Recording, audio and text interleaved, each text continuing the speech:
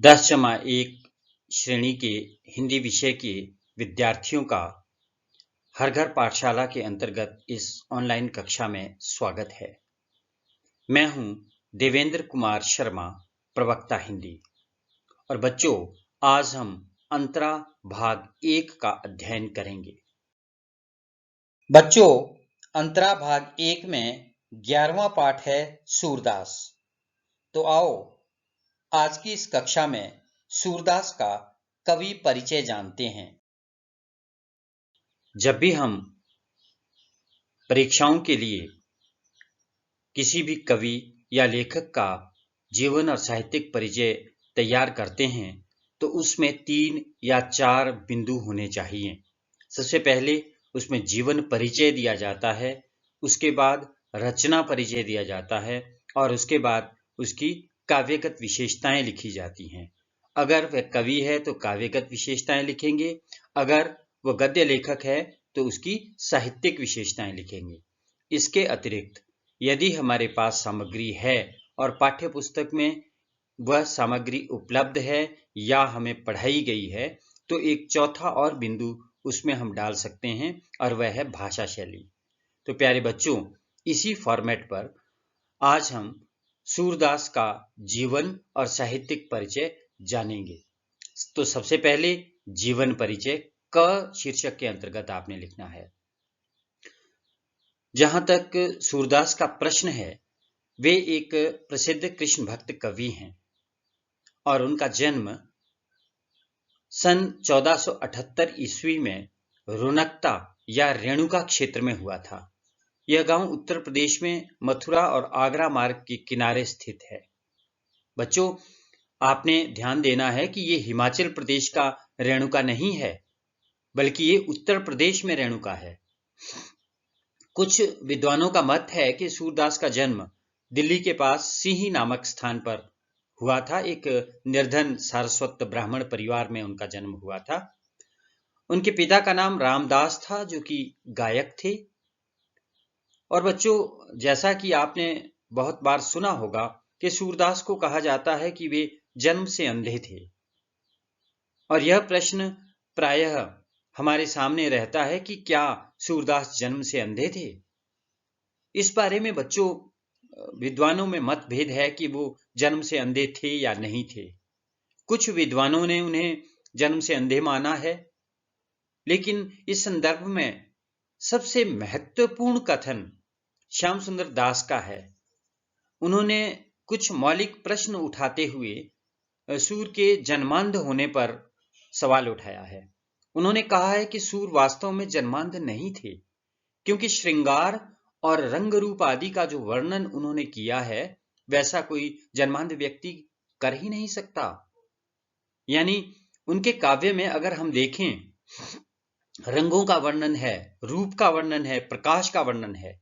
और जो व्यक्ति जन्म से अंधा होता है वो उसे रंगों की पहचान नहीं होती, वह प्रकाश के बारे में नहीं कह सकता है, वो अलग अलग रूप का वर्णन नहीं कर सकता है। और ये सब सूरदास ने किया है।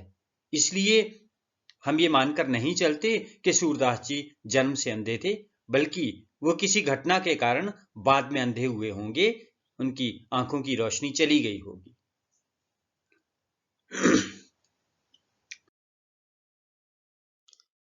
प्यारे बच्चों, सूरदास प्रारंभ में आगरा के समीप गौघाट में रहते थे। वहीं पर उनकी भेंट श्री वल्लभाचार्य जी से हुई।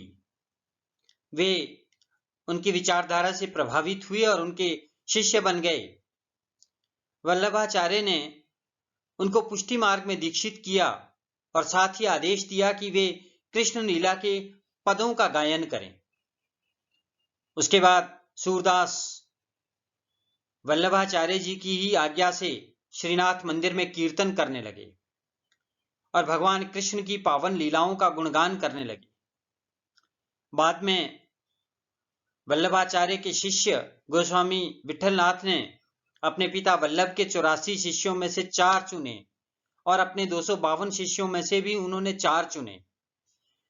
इस प्रकार इन 8 भक्तों को मिलाकर उन्होंने एक मंडली तैयार की और उसका नाम रखा गया अष्टछाप।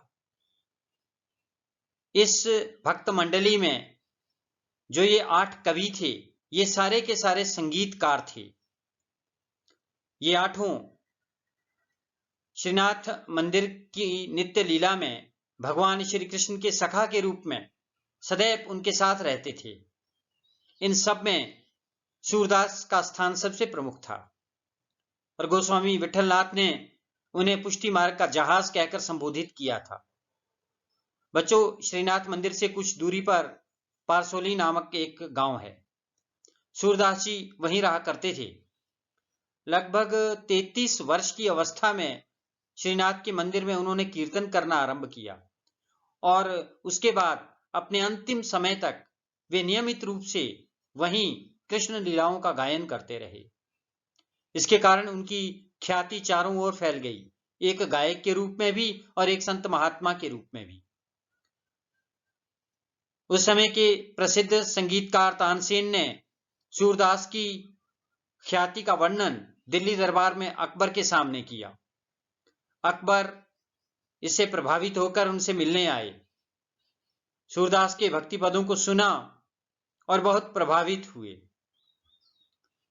सूरदास जी की मृत्यु भी गोवर्धन के निकट इसी पारसोली गांव में सन 1583 ईस्वी में हुई। अपनी मृत्यु के समय उन्होंने उस समय के कुछ प्रसिद्ध भक्तों और कवियों को बुलाया, जैसे गोस्वामी विठलनाथ जी, रामदास जी, कुंभन दास, गोविंद स्वामी, चतुर्भुज दास, और इन सब की उपस्थिति में एक पद गाया, खंजन नयन रूप रस माते। और कहा जाता है कि इस पद को गाते गाते ही उन्होंने अपने इस भौतिक शरीर को छोड़ दिया। प्यारे बच्चों, जीवन परिचय के बाद ख शीर्षक से हम उनका रचना परिचय लिखेंगे और रचना परिचय के अंदर उनकी जितनी रचनाएं हैं उन सब का विवरण हम देंगे। यूं तो नागरी प्रचारणी सभा काशी ने जो उनकी हस्तलिखित पुस्तकों की एक तालिका विवरण के रूप में प्रस्तुत की है, उस तालिका में सूरदास के 16 ग्रंथों का उल्लेख है। लेकिन जहां तक प्रामाणिकता का प्रश्न है, इनमें से केवल 3 ही ग्रंथ प्रामाणिक माने जाते हैं और वो हैं सूरसागर, सूरसारावली और साहित्य लहरी। सूरसागर सूरदास की सबसे प्रसिद्ध रचना है और कहा जाता है कि इसमें 1.25 लाख पद संग्रहित थे, किंतु अब जो सूरदास की प्रति उपलब्ध होती है उसमें केवल 7-8 हजार पद ही मिलते हैं। और सूरसागर का मुख्य वर्ण्य विषय भी श्री कृष्ण की लीलाओं का गायन ही है।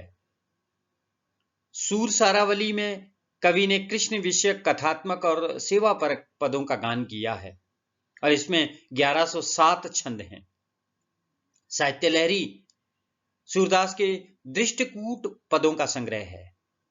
इसमें उन्होंने 118 पदों को संकलित किया है। तो इस प्रकार उनकी 3 रचनाएं प्रामाणिक है और इन तीनों का ही उल्लेख हमने करना है।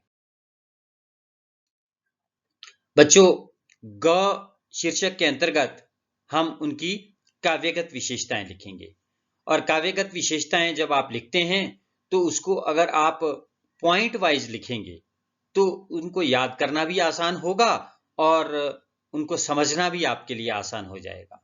हम पॉइंट वाइज ही बिंदुवार ये काव्यगत विशेषताएं करेंगे। तो उनकी काव्यगत विशेषताओं में सबसे पहली उनकी जो विशेषता है वो कृष्ण लीलाओं का वर्णन है। पहले बच्चों, आप जानते ही हैं कि भक्ति काल की 2 भक्ति धाराएं हैं, एक निर्गुण भक्ति धारा है और दूसरी सगुण भक्ति धारा है। जो सूरदास जी हैं वो सगुण भक्ति धारा के अंतर्गत आते हैं। सगुण भक्ति धारा के अंतर्गत भी 2 शाखाएं हैं, एक राम भक्ति शाखा है जिसके प्रतिनिधि कवि तुलसीदास जी हैं और दूसरी कृष्ण भक्ति शाखा है जिसके प्रतिनिधि कवि सूरदास जी हैं। तो इस तरह से सूरदास जी भक्ति काल की सगुण भक्ति धारा के अंतर्गत कृष्ण भक्ति शाखा के प्रतिनिधि कवि हैं। ये उनका परिचय है। वे कृष्ण के अनन्य भक्त हैं उनकी रचनाओं में प्रेम भक्ति के साथ साथ ये दास्य भाव की भक्ति भी पाई जाती है, सख्य भाव की भक्ति पाई जाती है, वात्सल्य की भक्ति देखी जा सकती है। वे अपने आराध्य को संसार के समस्त कष्टों के तारणहार के रूप में चित्रित करते हैं। जब वो कहते हैं चरण कमल बंदो हरि राई, जाकी कृपा पंगु गिरि लंघे, अंधे को सब कुछ दर्शाई, कि मैं अपने इष्ट श्री कृष्ण के चरण कमलों की वंदना करता हूं।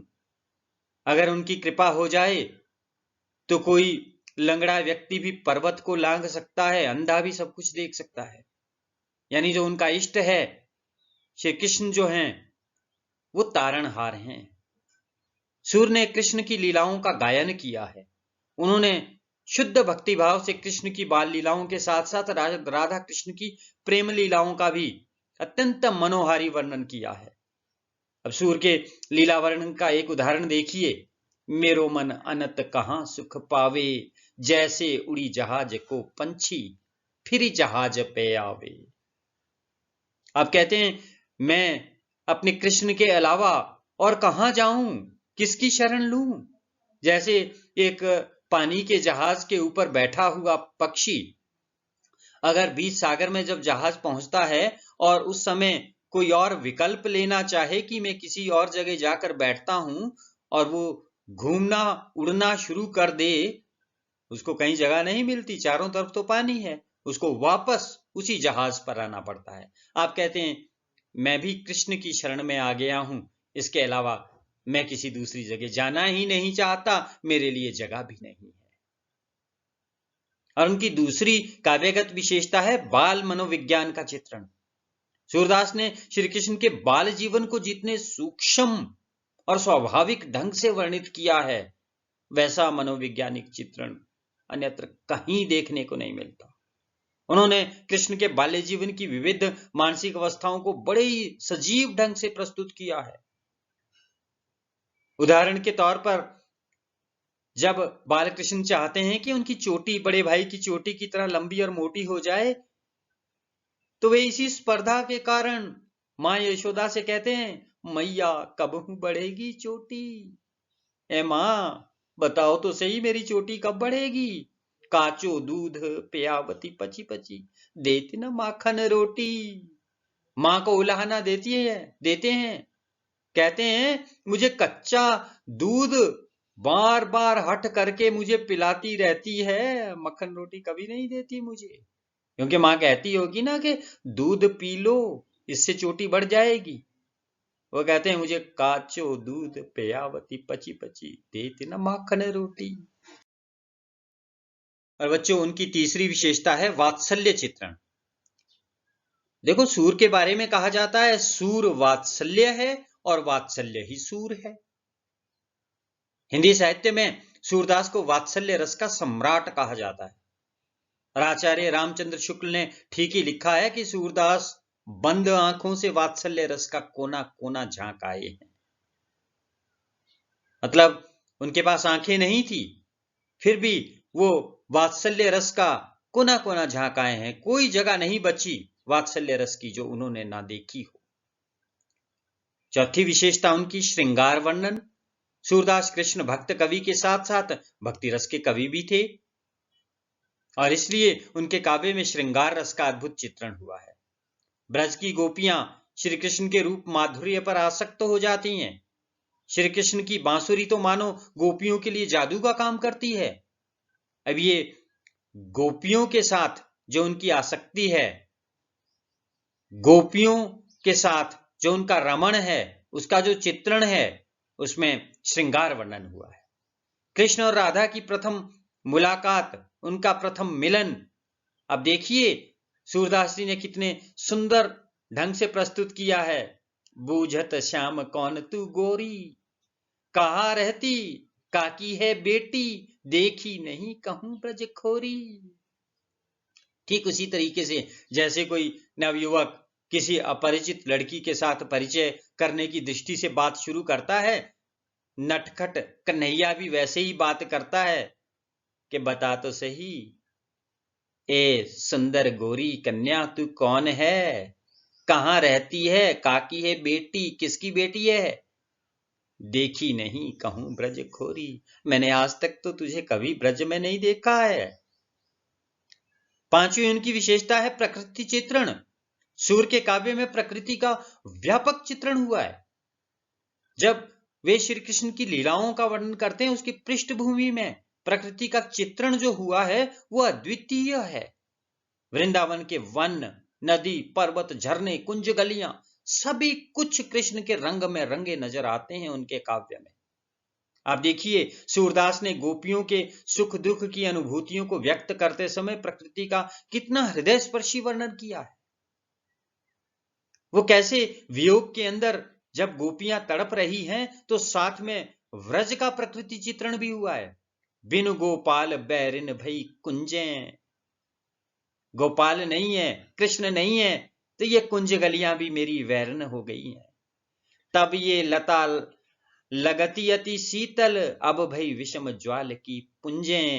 कहते हैं ये बेलें, ये लताएं पहले बड़ी शीतल लगती थी, अब तो लगता है ये आग की लपटें बन गई है।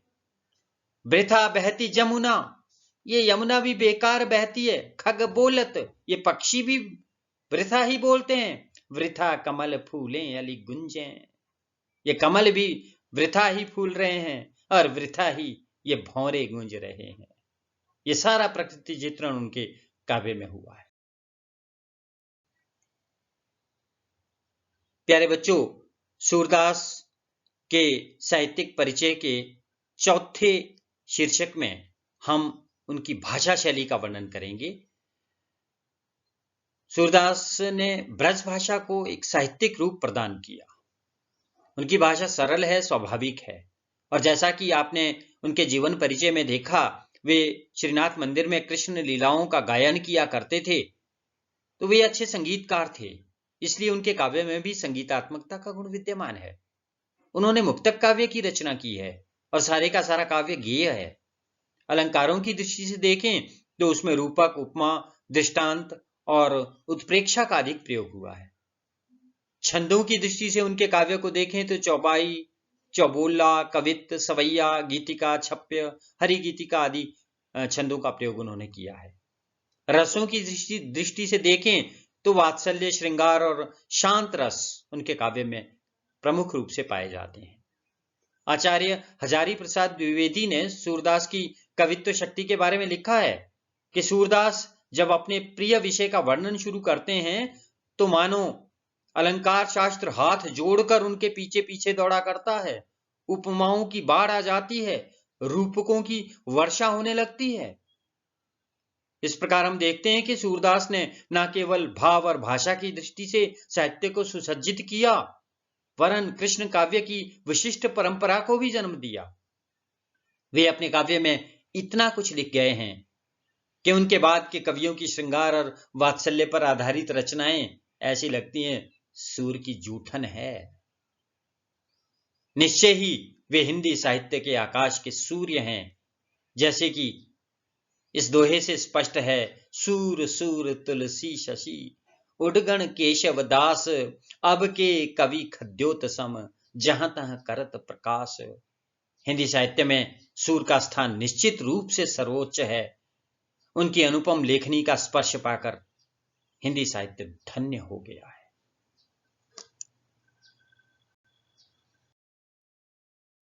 प्यारे बच्चों, सूरदास के जीवन और साहित्यिक परिचय में इतना ही। वंदे मातरम।